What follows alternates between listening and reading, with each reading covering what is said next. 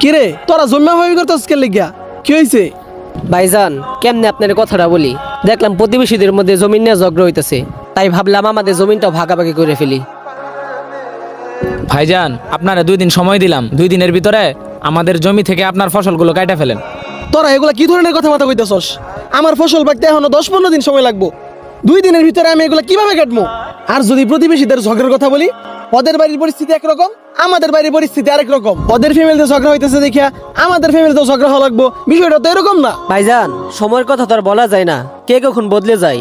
আর এমনিতেও গ্রামের মধ্যে আমাদের 3 বাইরে নিয়ে অনেক কথা চলতেছে। ভাইজান কয়েকদিন আগে দেখলেন না রহিম আর করিমের মধ্যে জমি নিয়ে কি ঝগড়াটাই না হইলো? কে জানে আমাদের মধ্যেও কি আমাদের মধ্যেও জমিনে মারামারি লাগবো, এটাই তো খবর চাইছস তোরা নাকি? শুনোই, আমাদের এখন এত খারাপ সময় হয় নাই যে একটু জমি নিয়ে আমাদের ভাইদের মধ্যে মারামারি করুন লাগবো। আর আজকাল দেখতাছি তোরা 2টা গ্রামবাসীর কথাবার্তা একটু বেশি মাথার মধ্যে নিতেছস। আচ্ছা ঠিক আছে, আসোই আমরা এই বিষয়ে বাসায় বসে কথা বলি। ভাইজান আপনি আসলে বিষয়টা যেমন মনে করতেছেন বিষয়টা তেমন না। এত কথার দরকার নাই, এখানে আশপাশের মানুষ দেখতাছে, আসোই আমরা ঘরে বসে কথা বলি, চলোই।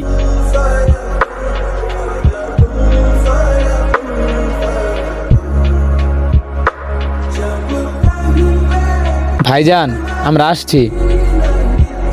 ভিতরে আইসা তোরা 2 জন এখানে বসোই।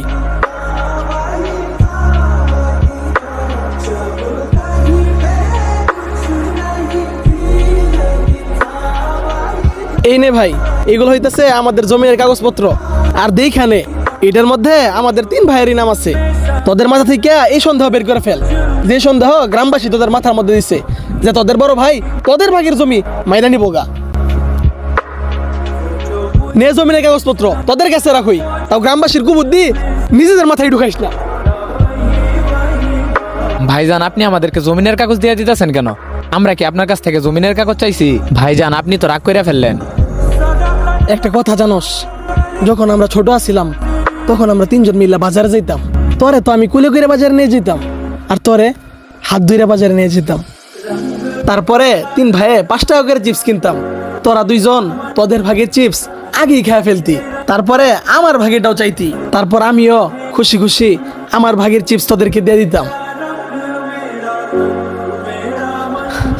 কারণ আম্মা বাচ্চা থাকতে কইছিল ওরা হইতেছে তোর ছোট ভাই আর তুই হইতেছ সগর বড় ভাই। তুই যদি তোর ভাগের জিনিস অগরে দিয়াও দেশ, তোর কোনোদিন কম পড়তো না। আম্মার ওই কথাটাও এখন আমি আমার মনের মধ্যে গাইতে রাখছি। তোরা হয়তো দেখছস